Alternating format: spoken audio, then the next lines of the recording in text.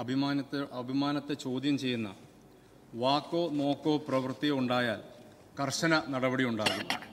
പൊതു ഇടങ്ങളിൽ സ്ത്രീകൾ സുരക്ഷിതരായിരിക്കണം. അവിടെ തെറ്റായ നോട്ടമോ തെറ്റായ രീതികൾ സ്വീകരിക്കലോ ആരുടെ ഭാഗത്തുണ്ടായാലും കർക്കശമായി നേരിടും. സ്ത്രീ സുരക്ഷയ്ക്ക് ഏറ്റവും കൂടുതൽ പ്രാധാന്യം നൽകുന്ന സർക്കാരാണിത്. കഴിഞ്ഞ 3-ാം തീയതി ബഹുമാനപ്പെട്ട മുഖ്യമന്ത്രിയുടെ പ്രസ്താവനയാണ്. സാർ, അങ്ങയുടെ ഈ പ്രസ്താവന വന്ന് 2 ആഴ്ച പോലും തികയുന്നതിന് മുമ്പാണ് കൂത്താട്ടോളം ടൗണിൽ ഒരു CPM-ൻ്റെ വനിതാ കൗൺസിലറെ CPM നേതാക്കൾ തന്നെ വസ്ത്രാക്ഷേപം ചെയ്ത് അടിച്ച് താഴെയിട്ട് ഒരു വാഹനത്തിൽ തട്ടിക്കൊണ്ടുപോയിരിക്കുന്ന സാഹചര്യം ഉണ്ടായിരിക്കുന്നത്.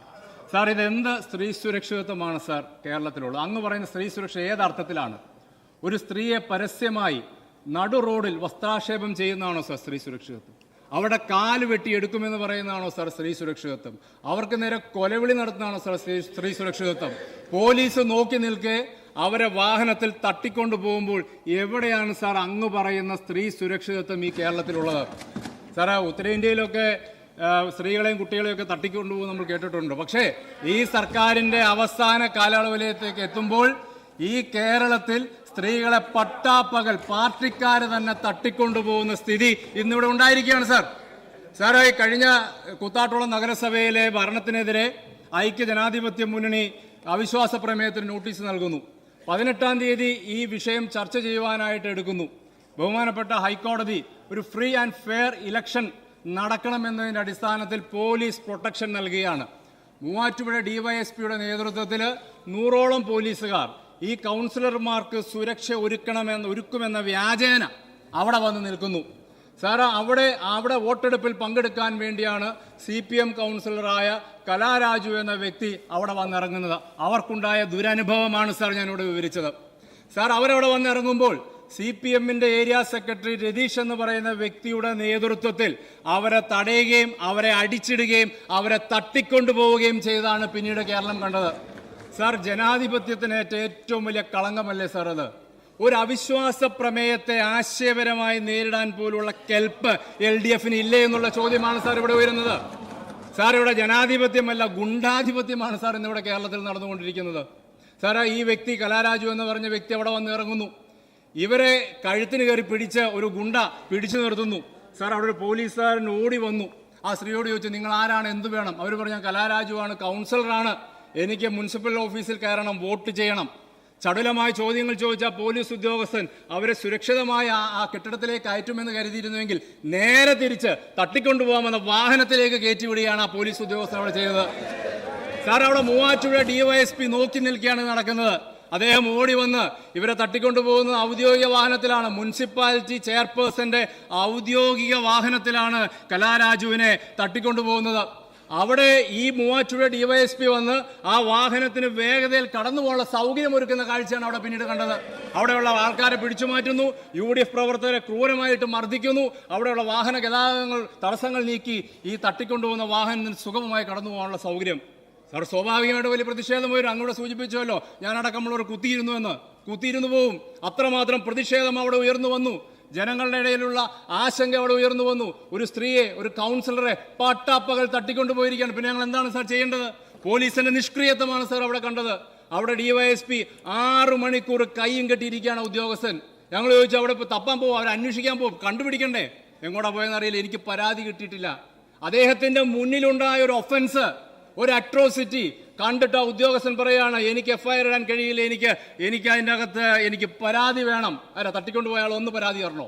സാർ, ഇവിടെ വിഷയങ്ങൾ ആളിക്കത്തുകയും മാധ്യമങ്ങളൊക്കെ ഇത് ഏറുകയും ചെയ്തു. കലാരാജുവിൻ്റെ മക്കൾ മുഖ്യമന്ത്രിക്കും DGP-ക്കും അടക്കം മെയിലയച്ചു. നടപടി ഉണ്ടാവാതെ വന്നപ്പോൾ അവരും നേരിട്ട് വന്ന് പോലീസ് സ്റ്റേഷനിൽ കുത്തിയിരിക്കുന്ന സാഹചര്യം അവിടെ വന്നു. സംഭവം കൈവിട്ടു പോകുമെന്ന അവസ്ഥ വന്നപ്പോൾ പോലീസുകാർ കൈയും കാലും പിടിക്കുകയാണ് CPM പ്രാദേശിക നേതൃത്വത്തിൻ്റെ അടുത്ത്. എങ്ങനെയല്ല അവർ അഴിച്ചുവിടെ, തുറന്നുവിടെ, എവിടെയാണ്? ഒരു രക്ഷയില്ല, ഞങ്ങൾക്ക് കൈവിട്ടു പോകുന്നു, അതിവായ സമ്മർദ്ദം വരുന്നു. അവസാനം ഗത്യന്തരമില്ലാതെ പോലീസ് സ്റ്റേഷനിൽ നിന്ന് 500 മീറ്റർ മാത്രം മാറിയുള്ള ഏരിയ കമ്മിറ്റി ഓഫീസിൽ നിന്ന് 7 മണിക്കൂറിന് ശേഷം അവരെ ഇറക്കി വിടുകയാണ്. അവിടെയാണ് ഇവരെ പിടിച്ചു വെച്ചുകൊണ്ടിരുന്നത്, പോലീസിന്റെ മൂക്കിന്റെ താഴെ. എന്തിനാണ് സാർ ഇവർ കാക്കിയിട്ട് നടക്കുന്നത്? അവരുടെ മക്കളുടെ പരാതി വരെ അവിടെ നിൽക്കുമ്പോൾ എന്തുകൊണ്ട് ഈ പോലീസുകാരെ ഉണർന്ന് പ്രവർത്തിക്കാൻ അവർ കഴിയുന്നില്ല സാർ? സാർ, ഇവരെ അതിനുശേഷം ഇവരെ കുത്താട്ടോളം ഗവൺമെന്റ് ഇവരെ അവിടെ അഡ്മിറ്റ് ചെയ്തു. സാർ, ഞാൻ അവരെ പോയി കണ്ടപ്പോൾ അവര് എന്നോട് പറയായിരുന്നു, നിങ്ങളിത് കേൾക്ക്, സമാധാനത്തോടെ ഇരുന്ന് കേൾക്ക്. ഞാനവിടെ നടന്ന കാര്യങ്ങളാണ് ഈ പറയുന്നത്. ആ വനിതാ കൗൺസിലർ കലാരാജു എന്നോട് പറയുകയാണ്, 25 വർഷമായി ഞാൻ ഈ പാർട്ടിക്ക് വേണ്ടി ജീവിച്ച വ്യക്തിയാണ്. എന്നെ അവര് ചവിട്ടി താഴെയിട്ടു, എന്റെ മൂക്കിലൂടെ രക്തമൊഴുകി, എന്റെ മുടിക്കുത്തിന് പിടിച്ചു വലിച്ചു, എന്റെ കഴുത്തിന് പിടിച്ചിറക്കി ശ്വാസം മുട്ടി ഞാൻ മരിച്ചു പോകുമോ എന്ന് ഭയപ്പെട്ടു. പക്ഷെ ഞാൻ തളർന്നില്ല. പക്ഷെ എന്റെ സാരി വലിച്ചു കീറിയപ്പോൾ, എന്റെ പാവാടയുടെ വള്ളി വലിച്ചു കീറിയപ്പോൾ ഞാൻ തകർന്നുപോയി. എന്റെ മാനം സംരക്ഷിക്കണം എന്ന നിലയിൽ എവിടെയെങ്കിലും മറവ് വേണമെന്ന് ഞാൻ ആഗ്രഹിച്ചു പോയി എന്ന് ആ സ്ത്രീ കണ്ണുനീരോടെ എന്നോട് പറയുമ്പോൾ, സാർ, അവിടെ നടന്ന രാഷ്ട്രീയം നിങ്ങൾ മാറ്റിവെക്കും. എന്തിനാ സാർ ഈ ബഹളം വെക്കേണ്ട കാര്യം?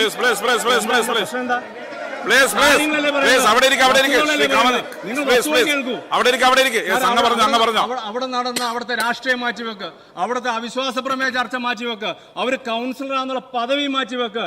ഒരു വിധവയായ സ്ത്രീ, ഒരു അമ്മ, അവർക്ക് നഗരമധ്യത്തിൽ, പൊതുജന മധ്യത്തിൽ വസ്ത്രാക്ഷേപത്തിന് വിധേയമായ വേണ്ടി വരുന്ന ദുരവസ്ഥയാണോ സാർ ഈ കേരളത്തിൽ ഉണ്ടാവേണ്ടത്? സാറ് TP-യെയും ഷുഹൈബിനെയും കൃപേഷിനെയും ശരത്ലാലിനെയും ഒക്കെ വെട്ടിക്കൊന്ന കാടത്തം ഇപ്പോഴും തുടരുന്നു എന്ന സന്ദേശമല്ലേ പൊതുസമൂഹത്തിലേക്ക് ഇതുവഴി കൊടുക്കുന്നത്? ഇതിനുള്ള ധൈര്യം ഇവർക്ക് എവിടെ നിന്നാണ് സാർ കിട്ടുന്നത്? ഇതിന്റെ അകത്ത് ഈ വ്യക്തി, കലാരാജു എന്ന് പറയുന്ന വ്യക്തി, രൂക്ഷമായ ഒട്ടനവധി ആരോപണങ്ങളാണ് പ്രാദേശിക നേതൃത്വത്തിനെതിരെ ഉയർത്തിയിരിക്കുന്നത്. സാമ്പത്തികമായി അവരെ തകർത്ത് കളഞ്ഞു, അവരുടെ വീടും സ്വത്തും നിസ്സാര വിലയ്ക്ക് വിൽപ്പിച്ചു. അതിനെതിരെ അവര് മാധ്യമങ്ങളുടെ മുമ്പിൽ ഈ 2 ദിവസം മുമ്പ് പറയുന്നതിന് എത്രയോ മുമ്പ്, 6 മാസങ്ങൾക്ക് മുമ്പ് പാർട്ടി നേതൃത്വത്തിന് ഔദ്യോഗികമായി അവർ കത്ത് നൽകുന്നു. പാർട്ടി ഒരനക്കവും ചെയ്തില്ല, ഒരു നടപടിയും സ്വീകരിച്ചില്ല എന്നത് മാത്രമല്ല, അവർക്കെതിരെ അപ്രഖ്യാപിത ഊരുവിലക്ക് പ്രഖ്യാപിച്ചു. 25 വർഷം പാർട്ടിക്ക് വേണ്ടി ജീവിച്ച ഒരു കുടുംബത്തിനുണ്ടായ ദുരവസ്ഥയാണ് സാർ. അവിടെ അവരെ തട്ടിക്കൊണ്ടുപോയപ്പോൾ, അവർക്ക് അപമാനം നേരിടേണ്ടി വന്നപ്പോൾ, അവിടെ നിങ്ങൾ ഈ ബഹളം വെക്കുന്നവരല്ല, അവിടെയുള്ള നല്ല കമ്മ്യൂണിസ്റ്റുകളുടെ ഇടതുപക്ഷ സഹയാത്രികരുണ്ടല്ലോ, അവരുടെയൊക്കെ മനസ്സിൽ പ്രതിഷേധം ആളിക്കത്തുകയാണ്. ഒരാൾ പോലും മിണ്ടുന്നില്ല എന്നുള്ളൂ, പേടിച്ചിട്ട്. സാർ, അപ്പോൾ ഈ വ്യക്തിയെ അവരെ ശാരീരികമായും മാനസികമായിട്ടും മാത്രമല്ല സാമ്പത്തികമായും തകർത്തു എന്നുള്ളതാണ് സാർ. ഇവിടെ ഈ കഴിഞ്ഞ ദിവസം ഒരു സെലിബ്രിറ്റിക്ക് നേരെ ഒരു ആക്ഷേപം വന്നപ്പോൾ നമ്മുടെ പോലീസ് എത്ര വേഗതയിലാണ് ആക്ഷൻ എടുത്തത്? ശരവേഗതയിൽ ഓടി നടന്ന് അറസ്റ്റുകൾ നടത്തിയില്ലേ സാർ? ആ ശരവേഗത എല്ലായിടത്തും പ്രതീക്ഷിക്കുന്നുണ്ട് സാർ. സെലിബ്രിറ്റികൾക്കുള്ള അഭിമാനം തന്നെയാണ് എല്ലാ സ്ത്രീകൾക്കും ഉള്ളത് സാർ. ഇവിടെ FIR ഇട്ട് 3 ദിവസങ്ങൾ പിന്നിടുകയാണ്, ഒരാളെപ്പോലും അറസ്റ്റ് ചെയ്തില്ല. ഇതിൽ യഥാർത്ഥ പ്രതികളെ അറസ്റ്റ് ചെയ്തിട്ടില്ല. മുഖ്യമന്ത്രി ഇവിടെ വായിച്ച 4 പേര് സാർ, അവിടെ എല്ലാ പ്രശ്നങ്ങളും ഉണ്ടാകുമ്പോൾ പോലീസിന് മുമ്പിൽ ഹാജരാക്കുന്ന 4 വ്യക്തികളാണ്. ആരുമല്ല അവര്, സ്ഥിരമായിട്ട് ഹാജരാക്കപ്പെടുന്ന കുറച്ചു പേര് മാത്രമാണ്. ആ 4 പേര് അവിടെ കൊണ്ടുവന്ന് വെച്ചു. അവർ കൃത്യമായൊരു മൊഴി കൊടുത്തിട്ടുണ്ട്. CPM-ന്റെ ഏരിയ സെക്രട്ടറി, ലോക്കൽ സെക്രട്ടറി അടക്കമുള്ള, അവരുടെ വാഹനം ഓടിച്ചുകൊണ്ടുപോയ വ്യക്തി അടക്കമുള്ളവരുടെ പേര് സഹിതം ഇവർ പറഞ്ഞിട്ടുണ്ട്. ഒരാൾക്കെതിരെ പോലും അവരെ കസ്റ്റഡിയിലെടുക്കുവാനോ അറസ്റ്റ് ചെയ്യുവാനോ പോലീസ് ഒരു തയ്യാറായിട്ടില്ല. അങ്ങനെ ചെയ്തിരിക്കുന്നതെന്നറിയാവോ? UDF നേതാക്കൾക്കെതിരെ കള്ളക്കേസ് എടുത്തിരിക്കുകയാണ്. വനിതാ കൗൺസിൽ, ഇടതുപക്ഷ കൗൺസിലർമാരെ അങ്ങോട്ട് ആക്രമിച്ചു എന്ന് പറഞ്ഞുകൊണ്ട്. സാറ്, അവിടെ ഒരു കൗൺസിലറെയും ഒരു ഇടതുപക്ഷ കൗൺസിലറിനെയും UDF-ന്റെ നേതാക്കൾ ആരും തന്നെ ആക്രമിച്ചിട്ടില്ല. അതിന്റെ വീഡിയോ ഞങ്ങളുടെ കയ്യിലുണ്ട്. അവിടെ നടന്ന എല്ലാ സംഭവങ്ങളുടെ വീഡിയോയും ചിത്രങ്ങളും ഞങ്ങളുടെ കയ്യിലുണ്ട്. അത് ഞങ്ങൾ നിയമപരമായി നേരിട്ടോളാം. നിയമവ്യവസ്ഥയിലും കോടതിയിലും ഞങ്ങൾക്ക് വിശ്വാസമുണ്ട്. ഞങ്ങൾ ആ രീതിയിൽ തന്നെ പോയിക്കോളാം. പക്ഷെ കള്ളക്കേസ് എടുത്ത് തകർക്കാമെന്ന നിലയിലേക്ക് ആരെങ്കിലും കരുതൽ അത് വെറുതെ ആണെന്ന് സൂചിപ്പിക്കാൻ ഞാൻ ആഗ്രഹിക്കുകയാണ്. സാർ, ഇവിടെ ഈ വ്യക്തിക്കുണ്ടായ അനുഭവം നാളെ ആവർത്തിക്കപ്പെടാൻ പാടില്ല എന്നാണ് എനിക്ക് ഗവൺമെന്റിനോട് ആവശ്യപ്പെടുവാനുള്ളത്. സാർ, ഈ കുത്താട്ടോളം പോലീസ് സ്റ്റേഷനെ സംബന്ധിച്ച് ഒരുപാട് ആക്ഷേപങ്ങൾ ഉയർന്നിട്ടുണ്ട്. ഞാൻ തന്നെ മുഖ്യമന്ത്രിക്ക് അനവധി ചോദ്യങ്ങൾ നൽകിയിട്ടുണ്ട്. പക്ഷെ അതിനൊക്കെ വേഗമായ മറുപടികളാണ് എനിക്ക് രേഖാമൂലം ലഭിച്ചിട്ടുള്ളത്. അവിടെ ഇൻഎഫിഷ്യൻസിയുടെയും അഴിമതിയുടെയും പര്യായമായി ആ പോലീസ് സ്റ്റേഷൻ മാറിയിരിക്കുകയാണ്. ആ പോലീസ് സ്റ്റേഷൻ പരിധിയിൽ കവർച്ചയും കൊള്ളയും മദ്യ, മയക്കുമരുന്ന്, മണ്ണ് മാഫിയകൾ വിലസുകയാണ്. ഒരു ചെറുവിരൽ പോലും അനക്കുന്നില്ല. അഴിമതിയുടെ എല്ലാ അർത്ഥവും ഈ കഴിഞ്ഞ ഏതാനും മാസങ്ങളായ പോലീസ് സ്റ്റേഷൻ കേന്ദ്രീകരിച്ച് നടക്കുകയാണ് സർ. സാർ, ഈ കലാരാജു എന്ന് പറയുന്ന വ്യക്തി അത് ഒറ്റപ്പെട്ട സംഭവമായി അതിനെ തള്ളിക്കളയാൻ കഴിയുന്നൊന്നല്ല. നാളെ ഇത് ആവർത്തിക്കപ്പെടാൻ പാടില്ല. ഇങ്ങനെ ഒരു വിഷയം അവിടെ ഉണ്ടായിട്ടുണ്ടെങ്കിൽ അവിടെ ഒന്നോ രണ്ടോ പേര് ചേർന്ന് ആസൂത്രിതമായി നടത്തുന്നതല്ല. ഇതിന്റെ പിന്നിൽ വലിയ ഗൂഢാലോചനയുണ്ട്. വളരെ കൃത്യമായ പിന്തുണ ഇവർക്കുണ്ട്. അതുകൊണ്ട് തന്നെ വ്യക്തമായ അന്വേഷണം, സമഗ്രമായ ഉന്നത അന്വേഷണം അവിടെ ഉണ്ടാവുക എന്നുള്ളതാണ് ആവശ്യം. ഇവരെ തട്ടിക്കൊണ്ടുപോയ യഥാർത്ഥ പ്രതികളെ അറസ്റ്റ് ചെയ്യുവാൻ, ആ വാഹനം കസ്റ്റഡിയിലെടുക്കാനുള്ള നടപടി ഉണ്ടാവണം. ഇതിന് നേതൃത്വം നൽകിയ മൂവാറ്റുപുഴ ഡിവൈഎസ്പി അടക്കമുള്ള പോലീസ് ഉദ്യോഗസ്ഥർക്കെതിരെ ശക്തമായ നടപടികൾ, വകുപ്പ് തല നടപടികൾ സ്വീകരിക്കാൻ കഴിയണം. ആ ഉറപ്പാണ് സ്ത്രീ സുരക്ഷിതത്വം എന്ന വാക്ക് പൂർണ്ണതയിൽ ഉണ്ടാകേണ്ടതെന്ന് സൂചിപ്പിക്കാൻ ഞാൻ ആഗ്രഹിക്കുകയാണ്. അതുകൊണ്ട് തന്നെ ഈ വിഷയം സഭ നിർത്തിവെച്ച് ചർച്ച ചെയ്യണമെന്ന് ഞാൻ ആവശ്യപ്പെടുകയാണ്. സർ, ബഹുമാനപ്പെട്ട അനൂപ് ജേക്കബ് ചൂണ്ടിക്കാണിച്ച സ്ത്രീ സുരക്ഷ നമ്മുടെ കേരളം അതിന് മാതൃകയായി തന്നെയാണ് നിൽക്കുന്നത്. സ്ത്രീ സുരക്ഷയുടെ കാര്യത്തിൽ ഒരു വിട്ടുവീഴ്ചയുമില്ലാത്ത നിലപാടാണ് സംസ്ഥാനം സ്വീകരിച്ചു വരുന്നത്. അത് പൊതുവെ അംഗീകരിക്കപ്പെട്ട കാര്യവുമാണ്. ഇവിടെ അദ്ദേഹം ഉന്നയിച്ച പ്രശ്നത്തിൽ അദ്ദേഹം തന്നെ പറഞ്ഞു അദ്ദേഹം കുത്തിയിരുന്നു പോയി എന്ന്. ആ കുത്തിയിരിക്കുന്നതിനിടയായ കാരണം എന്താണ് സർ? അവിടെ ഒരു അവിശ്വാസ പ്രമേയം കൊടുക്കുന്നു. സ്വാഭാവികമാണ്, അവിശ്വാസ പ്രമേയം ചർച്ച ചെയ്യുന്നു. ചർച്ച ചെയ്യാൻ ആവശ്യമായ അന്തരീക്ഷം, മറ്റ് ബഹളമൊന്നും ഉണ്ടാകരുത് എന്ന് ഹൈക്കോടതിയുടെ മുന്നാകെ ഒരു പെറ്റീഷൻ പോകുന്നു. ഹൈക്കോടതി പറയുന്നു ആവശ്യമായ സുരക്ഷയൊക്കെ ഒരുക്കണം. ആവശ്യമായ സുരക്ഷ എവിടെ ഒരുക്കുന്നു? അതുമായി ബന്ധപ്പെട്ട് ബഹുമാനപ്പെട്ട അംഗം ചൂണ്ടിക്കാണിച്ച സംഭവങ്ങളെ തുടർന്ന് ഹൈക്കോടതിയിൽ വീണ്ടും ഒരു പെറ്റീഷൻ പോകുന്നു. ഹൈക്കോടതി ആ പെറ്റീഷൻ തീർപ്പാക്കി കഴിഞ്ഞു. കാരണം അതിൽ ആവശ്യമായ സുരക്ഷാ നടപടികൾ അവിടെ സ്വീകരിച്ചിരുന്നു എന്നുള്ള സർക്കാർ വാദം അംഗീകരിച്ചുകൊണ്ട് തന്നെയാണ് ഹൈക്കോടതി ഇപ്പോൾ തീർപ്പാക്കിയിട്ടുള്ളത്. അപ്പോൾ ഹൈക്കോടതിയുടെ നിർദ്ദേശം അവിടെ പാലിക്കപ്പെട്ടിട്ടുണ്ട് എന്നുള്ളതാണ് കാണാൻ സാധിക്കുക. സർ, അവിശ്വാസ പ്രമേയം വരുമ്പോൾ അവിശ്വാസ പ്രമേയത്തിൻ്റെ അടിസ്ഥാനം എന്താണ്? നമ്മുടെ ജനാധിപത്യ വ്യവസ്ഥയിൽ അവിശ്വാസ പ്രമേയം കൊണ്ടുവരുമ്പോൾ ആ നിലവിലുള്ള ഭരണ വിഭാഗത്തിനെതിരെയുള്ള അവിശ്വാസം രേഖപ്പെടുത്താനാണ്. ആ അവിശ്വാസം രേഖപ്പെടുത്താൻ അവകാശം എപ്പോഴും അവിടുത്തെ പ്രതിപക്ഷത്തിനുണ്ട്, ഏത് പ്രതിപക്ഷത്തിനുമുണ്ട്. അങ്ങനൊരു അവിശ്വാസ പ്രമേയം ചർച്ച ചെയ്യുമ്പോൾ സ്വാഭാവികമായി അതിൻ്റെ ജനാധിപത്യപരമായ നടപടിക്രമങ്ങളൊക്കെ പാലിച്ചു പോകണം. സർ, ഇവിടത്തേക്കാണ് വാദം പോകുന്നത്. ഒരു 25 വർഷത്തിൻ്റെ കാര്യം പറഞ്ഞുകൊണ്ടിരുന്നല്ലോ. ഇപ്പോൾ കഴിഞ്ഞ 5 വർഷത്തോളമായിട്ട് ആ നഗരസഭയിൽ കൗൺസിലറായിരിക്കുന്ന CPIM-ൻ്റെ ഭാഗമായിട്ടുള്ള, അവിടുത്തെ LDF-ൻ്റെ ഭാഗമായിട്ടുള്ള ഒരു കൗൺസിലറെ അവിടുന്ന് മാറ്റിയെടുക്കാൻ ഉള്ള നീക്കം നടത്തിയെന്നാണല്ലോ. സർ, ഇവിടെ രാഷ്ട്രീയമായി അഭിപ്രായമുള്ളത് ചില ഘട്ടത്തിൽ മാറിയെന്ന് വരാം. ആർക്കും അതിന് തടുക്കാൻ കഴിയില്ല. ചില ഘട്ടത്തിൽ ചിലർ ഏതൊരു പാർട്ടിയിൽ നിന്നും മാറിപ്പോയി എന്ന് വരും.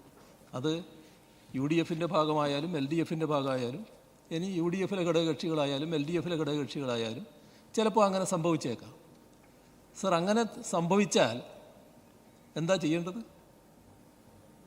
ഇവിടെ മറ്റു തരത്തിലുള്ള പ്രലോഭനങ്ങളുടെ ഭാഗമായി സ്വാധീനിക്കാനുള്ള ശ്രമം നടത്തി സ്വാധീനിക്കാൻ കഴിഞ്ഞുവെങ്കിൽ ആ സ്വാധീനിക്കപ്പെട്ട വ്യക്തി ആ സ്ഥാനത്തിരുന്നു കൊണ്ടാണോ അപ്പുറത്ത് ചെല്ലേണ്ടത്? സാധാരണഗതിയിൽ ആ സ്ഥാനം രാജിവെക്കണ്ടേ? സ്ഥാനം രാജിവെച്ച് പോകണ്ടേ? നിങ്ങളിപ്പോൾ എന്തിനെയാണ് പ്രോത്സാഹിപ്പിക്കുന്നത്?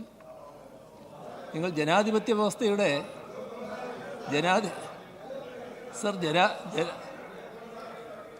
ജനാധിപത്യ വ്യവസ്ഥയുടെ കാതലായ കാര്യങ്ങളാണല്ലോ പറഞ്ഞുകൊണ്ടിരിക്കുന്നത്. ജനാധിപത്യ വ്യവസ്ഥയിൽ ഇത് വളരെ പ്രധാനമാണല്ലോ. നിങ്ങളൊരു പാർട്ടിയുടെ ഭാഗമായി നിൽക്കുക, നമ്മുടെ നാട്ടിൽ മുന്നണിയുടെ ഭാഗമായി നിൽക്കുക. ഇവിടെ പാർട്ടിയുടെയും മുന്നണിയുടെയും ഭാഗമായി നിൽക്കുന്നയാളെ മറ്റു തരത്തിൽ പ്രലോഭിപ്പിച്ച് സ്വാധീനിക്കാൻ ശ്രമിക്കുന്നു. ചിലപ്പോൾ ശ്രമിച്ചേക്കാം. അങ്ങനെ ശ്രമം വിജയിച്ചു കഴിഞ്ഞാൽ ആ കാലുമാറ്റത്തെ അതേ രീതിയിൽ അംഗീകരിച്ചു കൊടുക്കലാണോ? അതാണോ ചെയ്യേണ്ടത്? ബഹുമാനപ്പെട്ട അംഗം അത്തരമൊരു വാദം ഉന്നയിക്കുമ്പോൾ കോൺഗ്രസ് എന്നൊരു പാർട്ടിയുടെ നേതൃത്വത്തിലാണല്ലോ UDF പ്രവർത്തിക്കുന്നത്. കോൺഗ്രസ്സിന് ഇത് അംഗീകരിക്കാൻ കഴിയും? സാധാരണഗതിയിൽ ഏതൊരംഗവും അങ്ങനെ പോകുന്നുണ്ടെങ്കിൽ രാജിവെച്ച് പോകേണ്ടതല്ലേ? രാജിവെച്ച് പോവുകയല്ലേ വേണ്ടത്? സർ, അതിൻ്റെ ഭാഗമായി അവിടെ കാലുമാറ്റത്തെ പ്രോത്സാഹിപ്പിക്കുന്ന ഒരു അന്തരീക്ഷം സൃഷ്ടിച്ചു എന്നുള്ളത് അവിടെ പരാജയപ്പെട്ടിട്ടുണ്ടെന്നുള്ളത് വസ്തുതയാണ്. ഇവിടെ കാണേണ്ട കാര്യം, നമ്മുടെ സംസ്ഥാനത്ത് ഒരു തരത്തിലുള്ള ക്രമസമാധാന പ്രശ്നവും ഉണ്ടാക്കണമെന്ന് സാധാരണഗതിയിൽ നമ്മളാരും ആഗ്രഹിക്കുന്നില്ല. അത്തരം പ്രശ്നങ്ങൾ ഉണ്ടാകുമ്പോൾ ശക്തമായ നടപടികൾ പോലീസ് സ്വീകരിക്കുകയും ചെയ്യും. ഇവിടെ ഉണ്ടായ പ്രശ്നങ്ങളിൽ ജനാധിപത്യത്തിന് നിരക്കാത്ത കാലുമാറ്റത്തിൻ്റെ പ്രോത്സാഹനം വന്നു എന്നുള്ളതാണ് ഏറ്റവും ഗൗരവമായി കാണേണ്ടത്. അത് നമ്മുടെ ജനാധിപത്യത്തെ ശക്തിപ്പെടുത്തുന്ന ഒരു പ്രവണതയല്ല എന്നുള്ളത് അംഗീകരിക്കാൻ സാധിക്കണം. ഇവിടെ ഉണ്ടായ പ്രശ്നം, ആ കലാരാജു എന്ന് പറയുന്ന മഹതിക്ക് ചില പരാതികൾ ഉണ്ടായിട്ടുണ്ട്. അതുമായി ബന്ധപ്പെട്ടുള്ള നടപടികൾ പോലീസ് സ്വീകരിച്ചിട്ടുണ്ട്.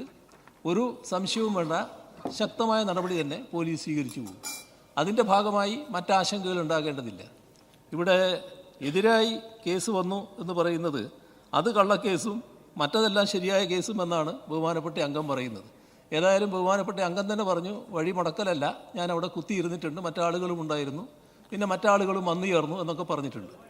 ഏതായാലും അത്തരം കാര്യങ്ങളിൽ സ്വാഭാവികമായ നിയമ നടപടികൾ സ്വീകരിച്ചു പോകട്ടെ. നിയമ നടപടികളുടെ കാര്യത്തിൽ തെറ്റ് ചെയ്തിട്ടുണ്ടോ ആ തെറ്റ് ചെയ്തവർക്കെതിരെ കർക്കശമായ നടപടി ഉണ്ടാകും എന്നതാണ് ചൂണ്ടിക്കാണിക്കാനുള്ളത്. ഒരു ആശങ്കയും ആ കാര്യത്തിൽ ഉണ്ടാകേണ്ടതില്ല. ഏതായാലും സ്ത്രീകൾക്കെതിരെയുള്ള ആക്രമണം അത് ഗൗരവമായി തന്നെ കാണുന്നതാണ്, ആവശ്യമായ നടപടികൾ സ്വീകരിക്കുന്നതാണ്. അവരുടെ പരാതി ഗൗരവമായിട്ട് തന്നെ പരിഗണിച്ച് തുടർ നടപടികൾ സ്വീകരിക്കുകയും ചെയ്യും. അതുകൊണ്ട് സഭ നിർത്തിവെച്ച് ചർച്ച ചെയ്യേണ്ട ആവശ്യമില്ല.